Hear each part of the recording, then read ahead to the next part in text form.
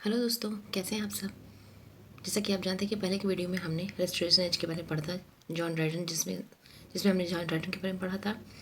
और अब William Congreve, William विक्टली, जॉन वेनबर्ग, और आगे हम पढ़ते हैं ऑगस्टन एज के बारे में। ऑगस्टन एज में सबसे जो ग्रेटेस्ट राइटर थे वो थे अलेक्जेंडर पोप, जिनकी सबसे फेमस वर्क थी एन एसे ऑन क्रिटिसिज्म, जिसमें इन्होंने हीरोइक कपलेट का यूज़ किया था। 1712 में पोएम का द रेप ऑफ लॉक जो पोएम था वो पब्लिश हुआ था, जो कि एक मॉक हीरोइक पोएम था। और इन्होंने दो क्लासिकल वर्क्स को भी ट्रांसलेट किया था, इलियाड एंड ओडिसी। और इसके बाद आते हैं हमारे ओलिवर गोल्डस्मिथ। ये जो थे ये भी he also used heroic couplet.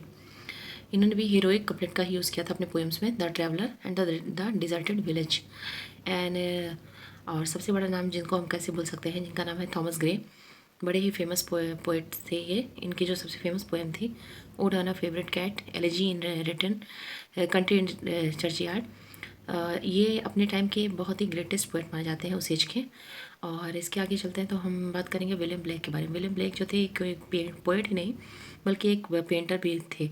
और इनकी दो लिरिक कलेक्शंस थी, song of innocence and song of experience. And इसके बाद हम बात करते हैं रॉबर्ट बर्न्स के बारे में। रॉबर्ट बर्न्स जो थे वो इनको ही was called to national poet of Scotland. और इनकी फेमस वर्क थी a winter's night, O my love is like like red rose. और उसके आगे हम बढ़ते हैं तो बात करते हैं नावल के डेवलपमेंट की। उस टाइम पे जब नावल का डेवलपमेंट हुआ तो सबसे फेमस नाम जो होता है वो डैनियल डेफो का होता है। डैनियल डेफो जो थे वो रियल इवेंट बेस्ड नावल लिखा करते थे, और इनकी सबसे फेमस जो नावल थी रॉबिन्सन क्रूसो। और रिचर्ड स्टील के बारे में बात करते हैं तो Richard Steele and Joseph Addison, इन्होंने भी ये प्रोज राइटिंग किया था साथ में मिल करके। ओके। एंड जोनाथन स्विफ्ट बहुत बड़ा नाम है इंग्लिश लिटरेचर में, आप इनको सुने होंगे इनका नाम। तो इनकी सबसे फेमस वर्क थी गुलिवर्स ट्रैवल। मेरा ख्याल है कि हर किसी ने इसके बारे में सुना होगा, बहुतों ने पढ़ा भी होगा, नहीं पढ़ा हो तो पढ़ लीजिएगा। बहुत ही अच्छा वर्क है इनका। सैमुअल जॉनसन, इसके बाद आते हैं सैमुअल जॉनसन को एज ऑफ जॉनसन भी कहा गया। इन्होंने सबसे बड़ी चीज़ हमारी इंग्लिश लैंग्वेज को दिया, जो कि डिक्शनरी, फर्स्ट डिक्शनरी जो इन्होंने दिया वो 1755 में। ओके। एंड इसके बाद आते हैं हमारे सैमुअल रिचर्डसन। सैमुअल रिचर्डसन की जो नावल थी, नावल पामेला, जो कि 1740 में पब्लिश हुई थी। और इसके बाद क्लैरिसा जो थी इनकी मास्टरपीस वर्क थी। ओके। एंड उसके बाद आते हैं Henry Fielding. Henry Fielding, Joseph Andrews, father of English novel जिनको कहा जाता है, Tom Jones. Okay. Laurence Tristram Shandy novel था इनका। And sentimental journey through France and Italy, ये इनके वर्क थे। ओके। रोमांटिक एज की रोमांटिक्स में सबसे पहले आता है हमारा लिरिकल बैलेट्स। लिरिकल बैलेट्स जो थे वो उस टाइम विलियम वर्ड्स और स्टी कॉलेज का सबसे फेमस वर्क था, जिसमें 23 पोएम्स का कलेक्शन था। और फर्स्ट पोएम का नाम था उसका, लिरिकल बैलेट्स के जो फर्स्ट पोएम थी वो स्टी कॉलेज के द्वारा लिखी गई थी। उसका नाम था the ancient rhymer, ancient mariner of rhymer. And the last poem was Tintern Abbey which was written by Wordsworth. उस टाइम के जो पोएट थे वो सबसे फेमस मतलब पोएम ये उस टाइम के ये पोएम थे फर्स्ट जनरेशन के। ये विलियम वर्ड्सवर्थ थे, S T Coleridge and Robert Southey थे। इन तीनों को लेक पोएट्स भी कहा जाता है। एंड सेकंड जनरेशन के जो पोएम थे, पोएट्स जो थे वो थे Lord Byron, P V शेले and John Keats. Okay. और इसके आगे हम आते हैं तो बात करते हैं विक्टोरियन एज की। विक्टोरियन एज में हमारे सबसे फेमस जो नाम है वो है एल्फ्रेड लॉर्ड टेनिसन का।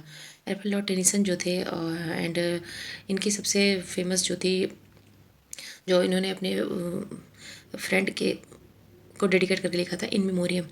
और हम बात करते हैं रॉबर्ट ब्राउनिंग की, जिन्होंने ड्रामेटिक मोनोलॉग के नाम से जाना जाता है। ड्रामेटिक मोनोलॉग के जन्मदाता इनको कहा जा सकता है। Elizabeth Barrett Browning, Matthew Arnold, D G. Rossetti, ये सभी नाम जो हमारे विक्टोरियन एज के होते हैं। ओके। एंड और भी बहुत सारी पोइट्रीज़ हैं जो कि उस एज में लिखी गई थी। और मतलब केवल उसी एज की नहीं थी वो, केवल नावल भी था, केवल पोइट्रीज ही नहीं, नावल भी इस एज के बहुत सारे बहुत अच्छे नावल भी फेमस हुए। ठीक है। और कुछ हमारे प्रोज राइटर्स हैं जिनके बारे में बात करते हैं, जैसे चार्ल्स लैम्ब सर हैं, William Hazlitt, Thomas Macaulay, John Ruskin and Matthew Arnold. तो आइए बात करते हैं हम विक्टोरियन एज के नावल्स की। John Austen, Sir Walter Scott, बहुत सारे हिस्टोरिकल वर्क इन्होंने लिखे। चार्ल्स डिकेंस, इनका फर्स्ट सबसे फेमस वर्क था पिकविक पेपर्स, जो कि एक नावल था। William Makepeace Thackeray, Thomas Hardy, Joseph Conrad.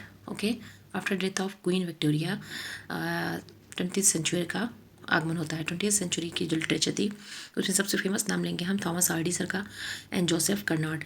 Rudyard Kipling, जो कि एक प्रोलिफिक राइटर थे। फेमस बुक थी इनकी the Jungle Book. E.M. Forster, a Passage to India इन्होंने लिखा है। S.G. Wells, D.H. Lawrence, Sons and Lovers इनकी बहुत ही फेमस बुक थी, जिसे बहुत सारे विवाद भी हुए बाद में, बट मतलब बहुत ही फेमस बुक। एंड फिर आपका आता है वर्जीनिया वुल्फ, जो कि वर्जीनिया वुल्फ जो है नॉवलिस्ट एंड लिटरेरी क्रिटिक, ऐसे राइटर, ये सभी मतलब थे। जॉर्ज ऑरवेल, इनकी सबसे फेमस बुक थी एनिमल फार्म। पोलिटिकल एलिगरी कहा जाता है इसको। 1984 दूसरा है। ये दोनों इनकी फेमस वर्क थी। एंड फिर बात करते हैं विलियम गोल्डिंग की। William Golding, Lord of the priest और द कॉर्बियन गॉड इनको कहा जाता है। विलियम समरस्ट मॉम, और बहुत ही फेमस रियलिस्ट थे ये। Okay, dramas of 20th century की बात कर लेते हैं। 20वीं शताब्दी के ड्रामा की a big name of that age, John Galsworthy. सबसे बड़ा नाम 20वीं शताब्दी का जो सबसे बड़ा नाम है जॉन गाल्सवर्दी का है। और इनकी बहुत सारे प्ले हैं। जस्टिस है, स्ट्राइव है, और बहुत सारे प्लेज हैं इनके जिन्होंने लिखा है। जॉर्ज बर्नार्ड शॉ, इनकी सबसे फेमस वर्क है आर्म्स एंड द मैन।